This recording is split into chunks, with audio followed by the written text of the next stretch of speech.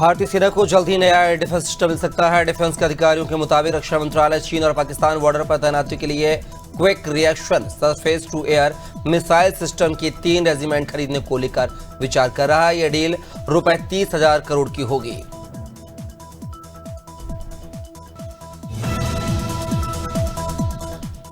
इंदौर के ट्रांसपोर्ट कारोबारी राजा रघुवंशी की हत्या पत्नी सोनम के ही सामने की गई थी। मेघालय पुलिस का कहना है कि 4 आरोपियों में से एक विशाल चौहान ने राजा के सिर में पीछे से वार कर हमला किया था। उस दौरान सोनम भी वहां मौजूद थी। उसने आरोपियों से चीख कर कहा था, मार डालो इसे। मेघालय के गृह मंत्री प्रेस्टोन टेंसांग का कहना है कि राजा रघुवंशी मर्डर ऑपरेशन सिंदूर आतंकवाद के खिलाफ भारत का रुख दुनिया को बताने गए ऑल पार्टी डेलीगेशन से प्रधानमंत्री मोदी आज मिलेंगे। यह मुलाकात शाम 7 बजे पीएम आवास 7 लोक कल्याण मार्ग पर होगी। इस दौरान सभी डेलीगेशन ग्रुप अपने विदेशी दौरे में हुई बातचीत की जानकारी पीएम मोदी को देंगे। न्यूज एजेंसी ने बताया कि संसदीय कार्य मंत्री देश के उत्तरी राज्यों में तेज गर्मी का दौर जारी है। देश के 6 राज्यों के 18 शहरों का तापमान सोमवार को 45 डिग्री के ऊपर रहा है। इन राज्यों में राजस्थान, हरियाणा, उत्तर प्रदेश, मध्य प्रदेश, दिल्ली और ओडिशा शामिल है। राजस्थान का श्री गंगानगर 47.3 डिग्री के साथ देश का सबसे गर्म शहर रहा है। दिल्ली, एनसीआर समेत पंजाब, हरियाणा, राजस्थान। कर्नाटक हाईकोर्ट आज आरसीबी के मार्केटिंग हेड निखिल सोसले की याचिका पर सुनवाई करेगा। निखिल को 6 जून को एम चिन्नास्वामी स्टेडियम के पास हुई भगदड़ के सिलसिले में गिरफ्तार किया गया था। सोसले की याचिका पर उनकी गिरफ्तारी के पर वैधता पर सवाल उठाया गया है। साथ ही आरोप लगाया गया है कि पुलिस की कार्रवाई राजनीतिक निर्देशों से प्रभावित है। अलीगढ़ के थाना झबा क्षेत्र के कस्तली पला गांव में एक फौजी के परिवार के साथ कथित रूप से भाजपा विधायक जयवीर से उनके समर्थकों ने जमीन कब्जे और बुजुर्ग पिता के साथ मारपीट का मामला सामने आया है। फौजी की तैनाती देश की रक्षा में है, लेकिन जब उन्हें इस घटना की जानकारी मिली तो उन्होंने जिलाधिकारी से न्याय की गुहार लगाई है। मुख्यमंत्री योगी आदित्यनाथ ने मामले के आदेश दिए हैं। अमेठी के फतेहपुर गाँव में एक महिला सीमा ने फांसी लगाकर आत्महत्या कर ली है। सुबह परिजनों ने शव लटकता देखा तो हड़कंप मच गया। पुलिस ने शव को पोस्टमार्टम के लिए भेजा है। बताया जा रहा है कि सीमा 4 बच्चों की मां थी और पति देहरादून में मजदूरी करता था। प्रथम दृष्टया कहा गया है कि वह मानसिक तनाव में थी, लेकिन कारण स्पष्ट नहीं है। पुलिस जांच कर रही है। थाना अलापुर के बिलाहरी रोड पर खेत में मंगलवार सुबह अक्षय कुमार का शव जो है पेड़ पर लटकता मिला है। बताया जा रहा है कि 7 जून को अक्षय की शादी हुई थी। परिजनों ने बताया कि वह शौच के लिए निकला था, रात को नहीं लौटा। पुलिस ने शव को पीएम के लिए भेजा है। एफएसएल की टीम भी जांच कर रही है। फतेहपुर के असोथर थाना क्षेत्र में जरौली कैनाल में नहाते समय 2 दोस्तों अनुज और रामपत की डूबकर मौत हो गई है। थरियाओं के मिचकी गांव के 6 युवक कैनाल में स्नान करने गए थे। एक दोस्त के डूबने पर दूसरा बचाने कूदा, लेकिन तेज बहाव में दोनों फंस गए। 4 अन्य दोस्तों ने बचाने का प्रयास भी किया, लेकिन असफल रहे।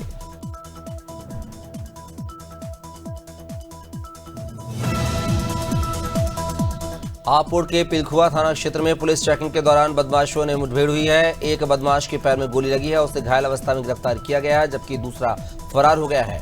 गिरफ्तार बदमाश अलीगढ़ के क्वारसी थाना क्षेत्र का निवासी है और हत्या के मामले में वांछित था। उसके खिलाफ हत्या, लूट और हत्या के प्रयास जैसे कई गंभीर मामले दर्ज थे।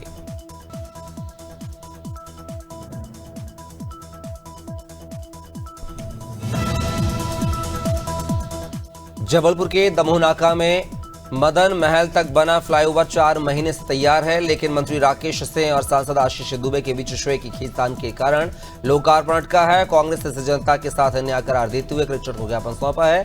जिला कांग्रेस अध्यक्ष सौरभ शर्मा ने चेतावनी दी है कि यदि 4 कार्य दिवसों में निर्णय नहीं हुआ तो जबलपुर में कई महीनों से मुआवजे की मांग को लेकर धरना दे रहे हैं। किसानों को प्रशासन की टीम ने धरना स्थल से हटा दिया है। पुलिस ने 6 किसानों को हिरासत में लेकर थाने पहुंच गई है। धरना स्थल के आसपास नेशनल हाईवे अथॉरिटी ने निर्माण कार्य शुरू कर दिया है।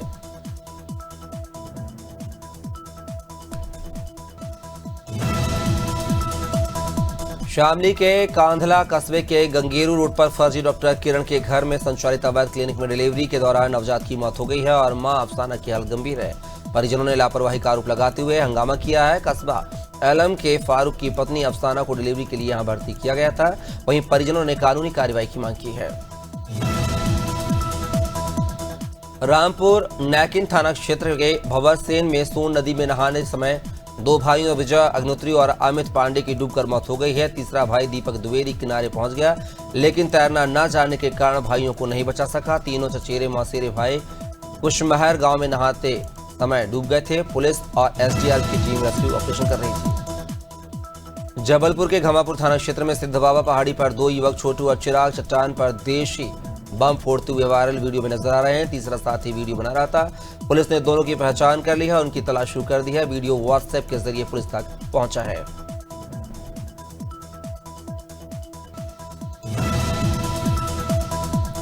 फतेहपुर के सिया कॉलोनी में हिस्ट्री शीटर भूमाफिया रजा जाफरी, सुहेल, अंबर जाफरी आदि ने तबस्सुम के घर कब्जे का प्रयास किया है और विरोध करने पर चाकू से हमला कर घायल कर दिया और धमकियां दी हैं। जहां पुलिस ने शिकायत के बावजूद भी कोई कार्रवाई नहीं की है। बताया जा रहा है कि कोतवाली प्रभारी ने जांच के बाद कार्रवाई का आश्वासन दिया है।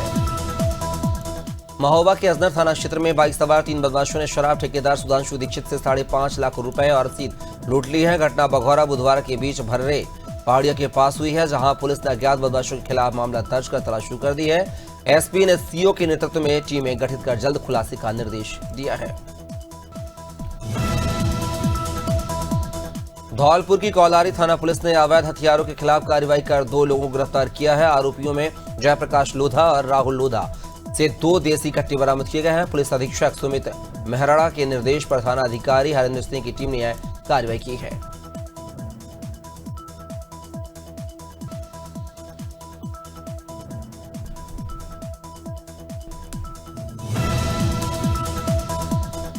हरदोई में बिलग्राम नेशनल हाईवे पर ग्राम नौमलीकपुर नौमलीकपुर के पास एक दर्दनाक सड़क हादसे में एक युवती की मौके पर ही मौत हो गई है, जबकि उसका मंगेतर गंभीर रूप से घायल हो गया है। जानकारी के अनुसार युवती अपनी मंगेतर के साथ बाइक से जा रही थी, तभी उसे एक अज्ञात वाहन ने टक्कर मार दी है। पुलिस ने अज्ञात वाहन के खिलाफ मामला दर्ज कर जांच शुरू कर दी है।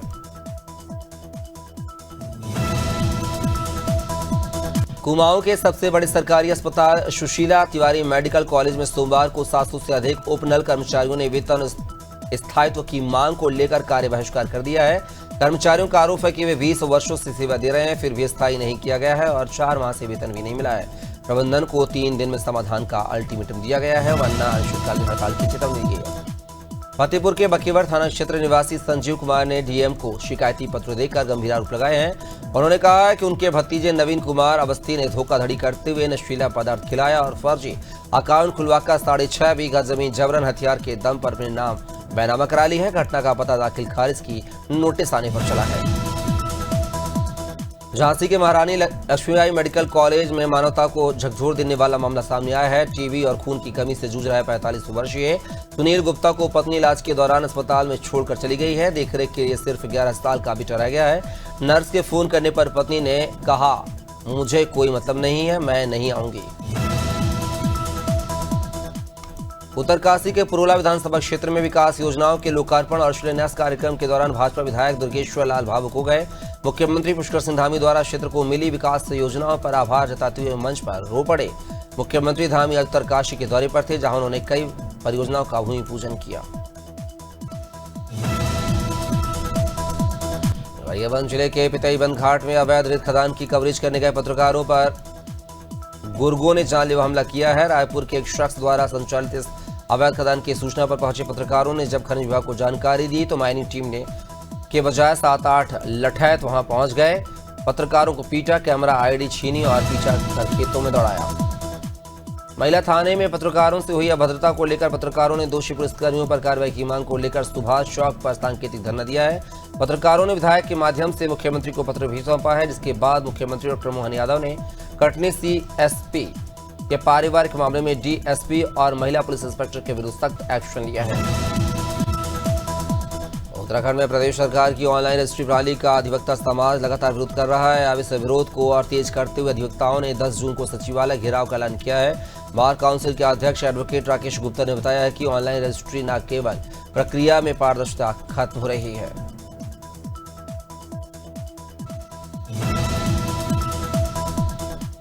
मुरादाबाद रेलवे डिवीजन ने मुरादाबाद, बरेली, हरिद्वार, देहरादून जैसे प्रमुख स्टेशनों पर 24 घंटे मेडिकल स्टोर खोलने का निर्णय लिया है। इन स्टोर्स पर गुणवत्तापूर्ण दवाएं और चिकित्सा सामग्री उपलब्ध रहेगी। प्रशिक्षित फार्मासिस्ट यात्रियों को दवा सलाह भी देंगे। इससे बीमारियों को बीमार यात्रियों को दवा मिलेगी, जिससे उन्हें भटकना नहीं पड़ेगा। रायपुर में मुख्यमंत्री विष्णुदेव साय ने योगाभ्यास कर चिंतन शिविर 2.0 के दूसरे दिन की शुरुआत की है। बता दें कि IIM नवा रायपुर परिसर के स्पोर्ट्स कॉम्प्लेक्स में सीएम साय ने मंत्रिमंडल के सदस्यों के साथ योग किया है। इस दौरान सीएम ने योग को स्वास्थ्य जीवन शैली का आधार बताते हुए कहा है कि योग न केवल शरीर को स्वस्थ रखता है बल्कि मन को भी शांत करता है। सिवनी जिले की कोतवाली पुलिस ने बाइक चोरी का खुलासा कर दिया है। साथ ही कॉलेज में पढ़ने वाले 2 नवयुवकों से चोरी की 10 बाइकें जब्त की हैं। बता दें कि दोनों युवकों ने अपने ही पीजी कॉलेज परिसर और सिवनी जिले के विभिन्न इलाकों से 7 समेत महाराष्ट्र से 3 बाइक चोरी की थी। पुलिस ने बताया कि 30 मई को पीजी कॉलेज से बाइक चोरी की रिपोर्ट दर्ज की गई थी।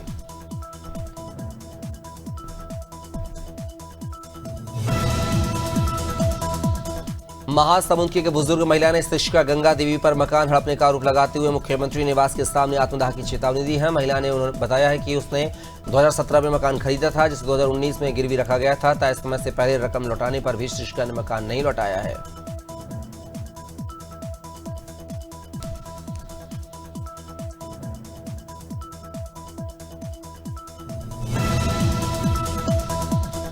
अजयगढ़ में अनादि टीवी की खबर का बड़ा असर हुआ है। बता दें कि अनादि टीवी ने अज्ञात बदमाशों के विरुद्ध किसान का अपहरण करने की खबर चलाई थी। क्षेत्र में बदमाशों की चहलकदमी की खबर प्रकाशित के बाद हरकत में आई पुलिस ने 5 साल से फरार डकैती अधिनियम के आरोपी को उत्तर प्रदेश के बांदा से गिरफ्तार किया है, जिस पर न्यायालय ने भी अस्थायी वारंट जारी किया था। 4 सरकारी बैंकों के लोन सस्ते हो गए हैं। आरबीआई की ओर से रेपो रेट में कमी की गई है। 0.50% की कटौती के बाद इन सरकारी बैंकों ने भी अपनी रेपो लिंक्ड लैंडिंग रेटिंग यानी कि RLLR को 0.50% कम कर दिया है। इसमें bank of Baroda, Punjab national bank, UCO bank और बैंक ऑफ इंडिया शामिल है। एप्पल के आईफोन सहित सभी डिवाइस अब नए आइकॉन और इंटरफेस के साथ नजर आएंगे। एप्पल ने अपने सबसे बड़े एनुअल इवेंट WWDC 2025 के पहले दिन सोमवार यानी कि 9 जून को अपडेटेड ऑपरेटिंग सिस्टम iOS पेश किया है। iOS का नया डिजाइन विजन OS से इंस्पायर्ड है। इसमें सबसे खास इसका ट्रांसपेरेंट इंटरफेस है। एलन मस्क की कंपनी स्पेस एक्स अपनी Starlink satellite internet service Bharat में भी शुरू करने की तैयारी कर रही है। बीते हफ्ते कंपनी को भारत में ऑपरेशन शुरू करने के लिए टेलीकॉम डिपार्टमेंट का लाइसेंस भी मिल गया है। अब मीडिया रिपोर्ट्स के मुताबिक कंपनी अगले 2 महीने में भारत में अपनी सर्विसेज शुरू कर देगी।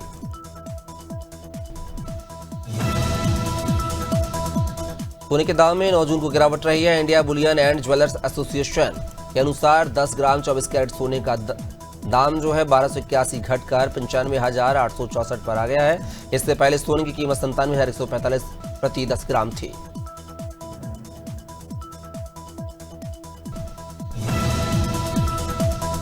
भारतीय क्रिकेट टीम के पूर्व कप्तान महेंद्र सिंह धोनी को अंतर्राष्ट्रीय क्रिकेट परिषद यानी कि ICC ने हॉल ऑफ फेम में शामिल किया है। सोमवार को ICC ने इसकी घोषणा की है। धोनी यह सम्मान पाने वाले 11वें भारतीय खिलाड़ी बन गए हैं।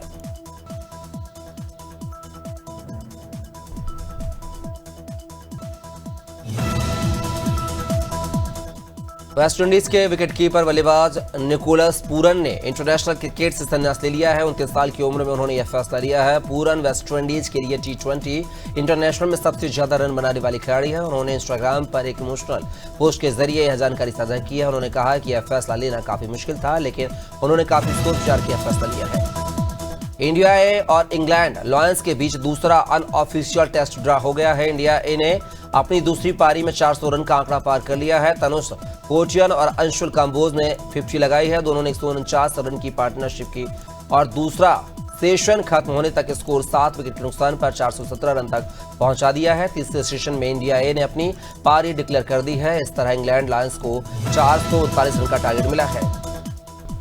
इंटरनेशनल होम सीजन और साउथ अफ्रीका ए भारत के दौरे के लिए वेन्यू में बदलाव किए गए हैं। टीम इंडिया अक्टूबर से दिसंबर के बीच वेस्टइंडीज और साउथ अफ्रीका से सीरीज खेलेगी। भारत और वेस्टइंडीज के बीच 2 टेस्ट की सीरीज अक्टूबर में होगी, जबकि साउथ अफ्रीका के खिलाफ टीम इंडिया 2 टेस्ट, 3 वनडे और 5 T20 सीरीज नवंबर दिसंबर में खेलेगी।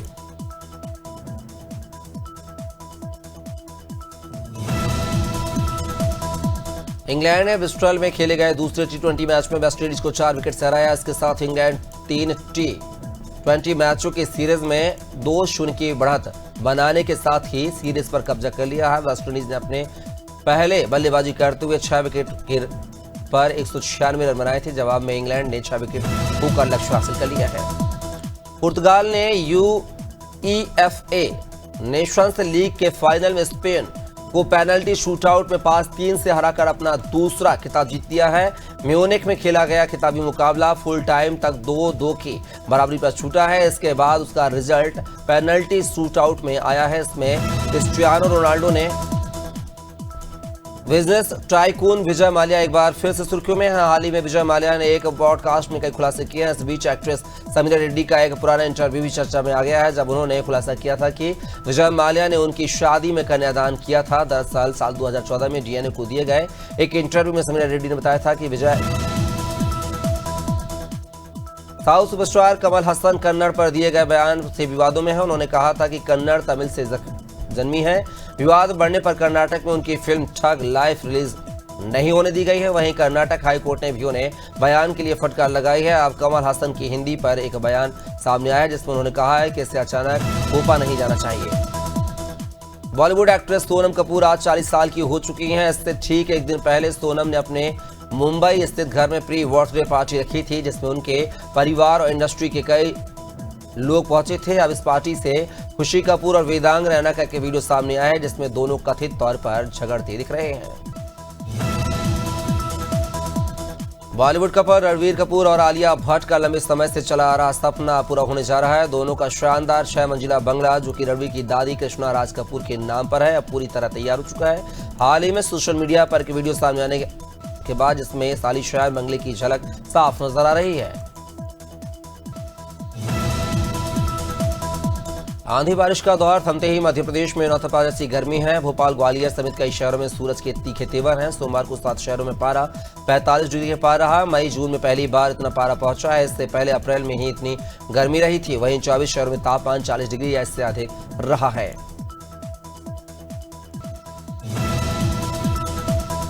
छत्तीसगढ़ में जून अब तक प्रदेश के आधे से ज्यादा जिले सूखे की स्थिति में है। औसत से आधी बारिश भी नहीं आई है। एक्सपर्ट का मानना है कि यही स्थिति रही तो इसका असर जो है खरीफ की फसलों पर पड़ेगा। वहीं आज भी मौसम विभाग ने नो रेन डे एडवांस किया है।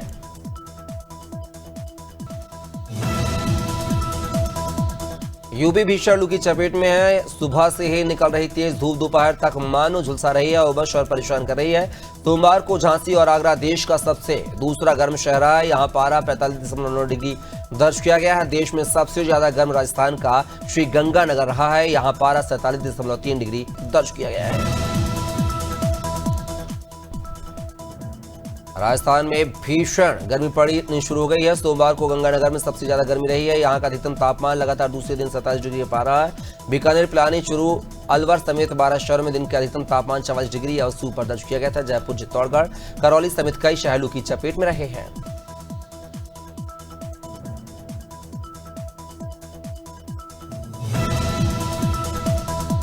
हरियाणा में मानसून आने से पहले गर्मी का सितम जारी है। लू के थपेड़ों से अब चाहेंगे लू के थपेड़ों से लोग बेहाल हैं। और भारत मौसम विज्ञान ने 5 जिलों जिनमें सिरसा, फतेहाबाद, हिसार और भिवानी और रोहतक में भीषण गर्मी और दिन रात में गर्म हवाएं चलने का ऑरेंज अलर्ट जारी किया। वहीं हरियाणा के बाकी हिस्सों में येलो अलर्ट जारी रहेगा। हरियाणा में पिछले 3 दिनों से लगातार तापमान बढ़ रहा है।